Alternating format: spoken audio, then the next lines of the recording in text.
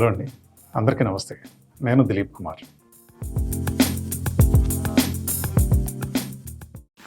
మనం ఫ్లోరింగ్ అనే టాపిక్ గురించి డీటెయిల్డ్గా తెలుసుకుంటున్నాం.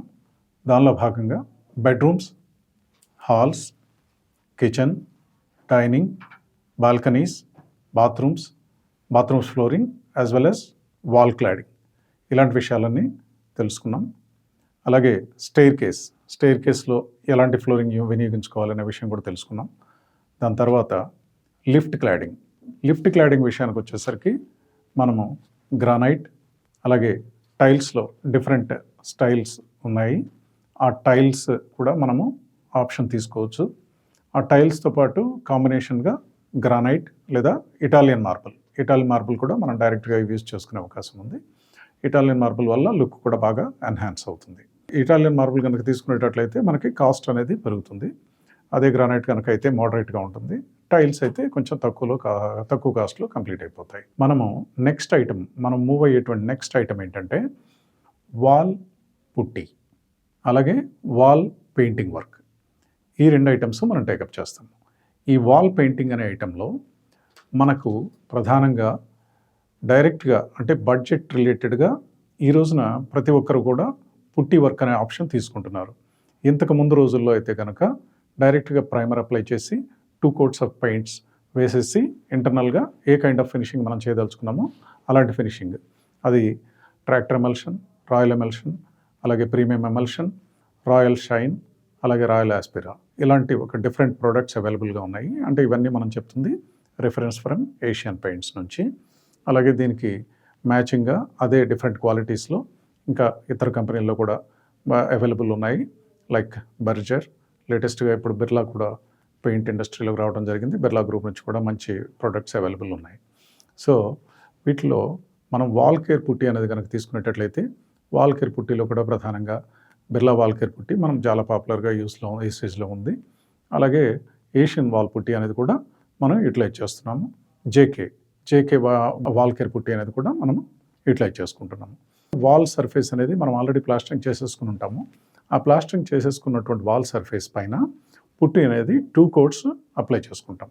ఈ 2 coats పుట్టి అప్లై చేసుకున్న తర్వాత ఒకసారి దానిపైన పేపర్ కొట్టేస్తారు. పేపర్ కొట్టేసేసేయటం వల్ల ఏమవుతుందంటే ఆ సర్ఫేస్ అండ్యులేషన్స్ అన్నీ పోయి లెవెల్గా యూనిఫామ్ సర్ఫేస్ తయారవుతుంది. ఆ యూనిఫామ్ సర్ఫేస్ తయారైన తర్వాత దానిపైన 1 coat ఆఫ్ ప్రైమర్ అప్లై చేసుకోవాలి. ఆ 1 coat ఆఫ్ ప్రైమర్ అప్లై చేసుకున్న తర్వాత మరలా ఇంకొకసారి అడిషనల్గా ఇంకా ఏదైనా టచ్అప్స్, ఎక్కడైనా హోల్స్ లేదా అండ్యులేషన్స్ మనం పేపర్ కొట్టిన తర్వాత ఆ ఈవెన్ సర్ఫేస్ పైన ఎక్కడెక్కడైతే మనం ప్యాచెస్ అబ్జర్వ్ చేస్తామో ఆ ప్యాచెస్ అబ్జర్వ్ చేసినప్పుడు వాటిపైన కూడా అడిషనల్గా ప్యాచెస్ ఎక్కడెక్కడ ఉన్నాయో ఆ ప్యాచెస్ అన్నిటిని కవర్ చేసుకుని ఒక యూనిఫామ్ సర్ఫేస్ అనేది ఎన్ష్యూర్ చేసుకునే విధంగా మనము ఆ పుట్టి వర్క్ అనేది అప్లై చేసుకుంటాం. 3rd coat కూడా మనం అప్లై చేసిన తర్వాత దానిపైన మళ్ళీ ఇంకొకసారి పేపర్ కొట్టేస్తాము. పేపర్ కొట్టేసేసిన తర్వాత directly we can go ahead with the final painting application. ఈ ఫైనల్ పెయింటింగ్ అప్లికేషన్లో మనం ఇంతకుముందు చెప్పుకున్నట్టుగా ఎమల్షన్లో కూడా డిఫరెంట్ గ్రేడ్స్ ఆఫ్ ఎమల్షన్స్ ఉన్నాయి. అవి మన బడ్జెట్ రేంజ్కి తగినట్టుగా మార్కెట్లో అందుబాటులో ఉన్నాయి. డిఫరెంట్ కంపెనీస్ నుంచి డిఫరెంట్ ప్రోడక్ట్స్ అవైలబుల్ ఉన్నాయి.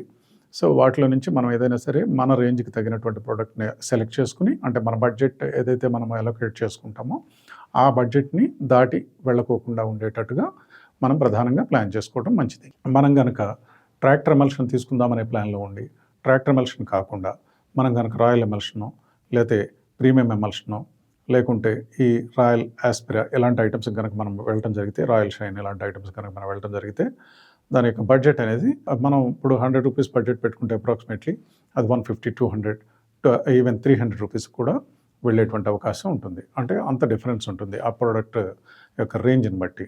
సో దాన్ని మనము ప్రధానంగా దృష్టిలో పెట్టుకోవాలి.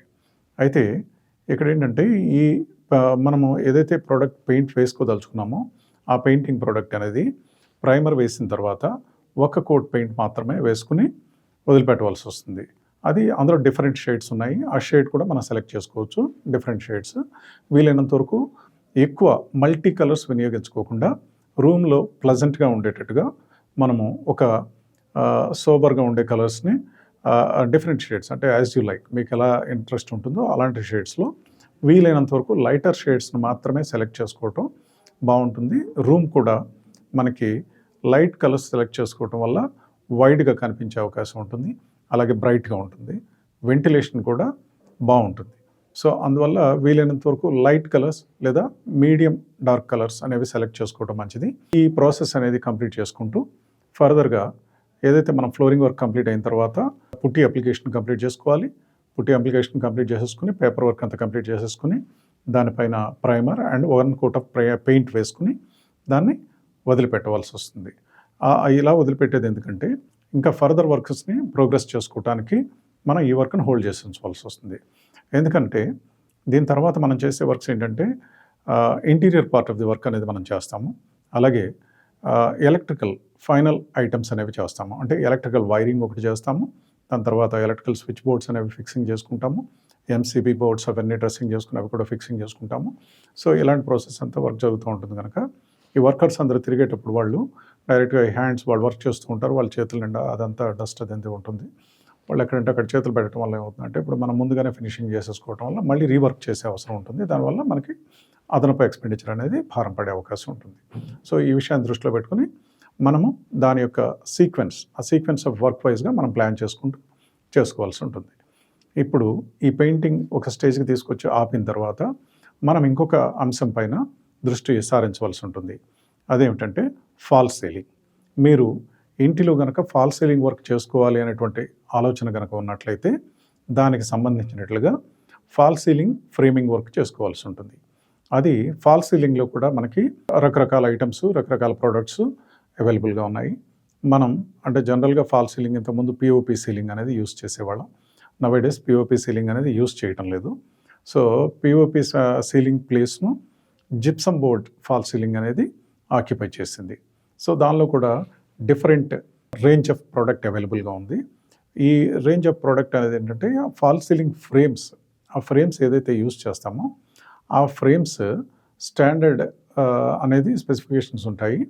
అవి ఏ కంపెనీ నుంచి మనం కొంటామో ఆ కంపెనీ వాళ్ళే 3 డిఫరెంట్ రేంజెస్లో వాటిని మనకి సప్లై చేస్తారు.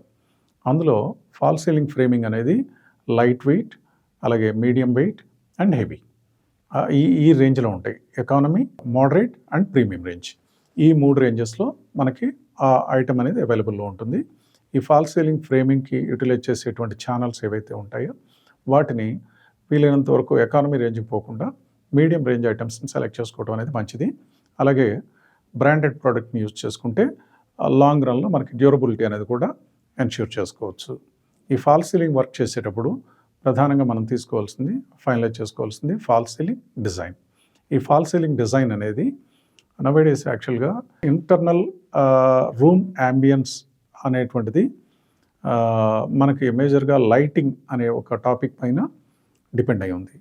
ఈ లైటింగ్ అనేది మనము ఫాల్స్ సీలింగ్ నుంచి ప్రొవైడ్ చేసుకోగలుగుతాము. ఈ ఫాల్స్ సీలింగ్ వర్క్ చేసేటప్పుడు మనము రూమ్ హైట్ ఆధారంగా ఆ యొక్క లెవెల్స్ని డిసైడ్ చేసుకుని దానిలో మనం దానికి రిలేటెడ్గా ఏదైతే వైరింగ్ చేసుకోవాలో ఆ వైరింగ్ వర్క్ అంతా కంప్లీట్ చేసుకుని దాని యొక్క లెవెల్స్ని డిసైడ్ చేసుకుంటాం కనుక ఆ ప్రకారం ప్లాన్ చేసుకుని దాని లోపల మనం వైరింగ్ ఎలా చేసుకోవాలి అనేది based on lights positions and the way of lighting which we are going to use to enhance the room ambience అనేది మనం ముందుగా డిసైడ్ చేసుకుని దాని ప్రకారం ప్లాన్ చేసుకోవాల్సి ఉంటుంది. సో ఈ విషయం పైన మరింత డీటెయిల్డ్గా మరొక వీడియోలో తెలుసుకునే ప్రయత్నం చేద్దాం. ఈ వీడియో కనుక మీకు నచ్చినట్లయితే please like, share and subscribe. Quote of the day: The journey of 1,000 miles will begin with one step. Thanks for watching.